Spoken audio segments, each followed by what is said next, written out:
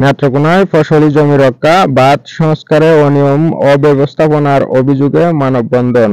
বিস্তারিত দেখুন মহিউদ্দিন তালুকদারের প্রতিবেদন। নেত্রকোনায় ফসল রক্ষা, বাঁধের কাজে অনিয়ম অব্যবস্থাপনা, নির্ধারিত সময়ে কাজ শেষ না হওয়ায় হাওরে প্রতিবাদ মানববন্ধন অনুষ্ঠিত হয়েছে। এই কর্মসূচি অনুষ্ঠিত হয় নেত্রকোনা জেলা শহরের কেন্দ্রীয় শহীদ মিনার প্রাঙ্গণে।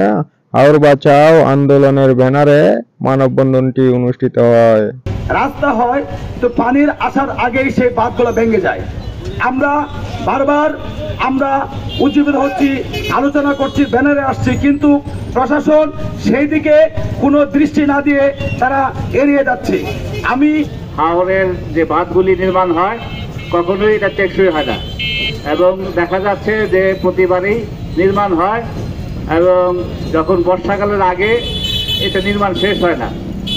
এটাতে কন্ট্রাক্টরের লাভ হয়, অফিস আদালতের লাভ হয়, কিন্তু সাধারণ জনগণের কোনো উন্নতিতে এটা কোনো অবদান রাখতে পারে না। শ্রমিকের জন্য করা হয়। আমরা টেকসই আন্দোলন করছি যে টেকসই ভাবে সবকিছু তৈরি করা হোক। বারংবার ভেঙে দিয়ে ফসলের যে ক্ষতি, জানমালের যে ক্ষতি হয়, সেই ক্ষতি থেকে আমাদের বাঁচাতে হবে, কৃষকদের বাঁচাতে হবে। আমরা সেই লক্ষ্যে আমরা এখানে উদ্দেশ্যে দাঁড়িয়েছি। আমাদের দাবি, তাদের পক্ষ থেকে আমাদের দাবি যেন কোনো কৃষক আর যাতে ভোগান্তিতে না থাকে। হাওর বাঁচাও দেশ বাঁচাও নেত্রকোনা জেলা শাখা কর্তৃক আয়োজিত আজকের এই প্রতিবাদী মানববন্ধনে আমি তো একটি কথা না বলে পাচ্ছি না। বিগত দিনে এই ব্যানারে আমরা সার দুর্নীতির যারা করছে তাদের বিরুদ্ধে প্রতিবাদ করেছিলাম। আজকে আবার রাস্তায় মানববন্ধনে নেমেছি এজন্য যে কৃষি আদি পেশা হলেও বাংলার কৃষক সবসময় অবহেলিত। দুঃখের বিষয় এই যে নেত্রকোনা হাওর অঞ্চল, আমাদের যে 7টি জেলা আছে হাওর অঞ্চলের কৃষকরা একেবারেই অবহেলিত। তারা সবসময় ঠকে যাচ্ছে অসাধু কর্মকর্তার কারণে। এই জন্য যথাযথ কর্তৃপক্ষের সুদৃষ্টি কামনা করছি। তো হাওর রক্ষা বাঁধ নির্মাণে যে গড়িমসি, এই গড়িমসি থেকে কৃষকদেরকে উদ্ধার করতে হবে, রক্ষা করতে হবে। এই জন্য আমরা অনুরোধ জানাচ্ছি সংশ্লিষ্ট কর্তৃপক্ষ বাঁধ নির্মাণ যেন টেকসই নির্মাণ হয়।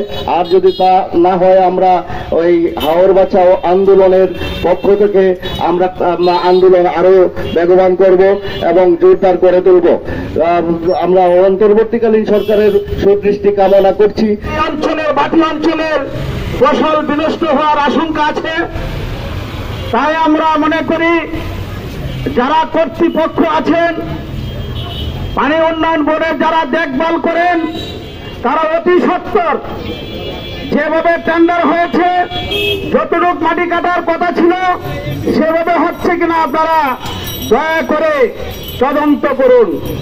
তো আমরা বলতে চাই, যারা বর্তমানে ক্ষমতায় আছেন, কৃষকদের কান্না আমরা আর সহ্য করব না, আমরা আর সহ্য করতে পারবো না। এভাবে কৃষকরা দুঃখে দুঃখে মরবে, তাদের সোনালী ফসল তারা নষ্ট করে দেবে।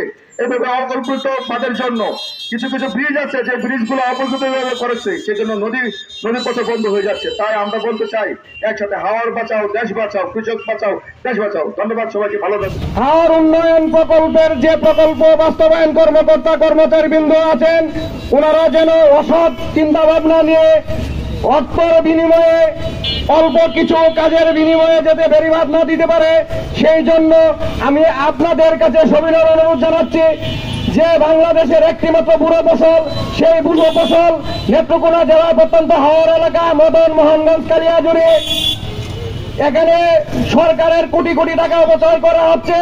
যে অপচয় বিভিন্ন স্বার্থনিবাসী মহল, বিভিন্ন কুচক্রী মহলরা বিভিন্ন টাকা পয়সার মাধ্যমে পানি উন্নয়ন বোর্ডের কর্মকর্তাদেরকে জুলসাজেশ করে তারা অর্থ হাতিয়ে নিচ্ছে। প্রকৃত অর্থে যে বেড়িবাঁধ দেওয়ার যতটুকু পর্যাপ্ত পরিমাণ কাজ করার প্রয়োজন, ততটুকু কাজ করা হচ্ছে না।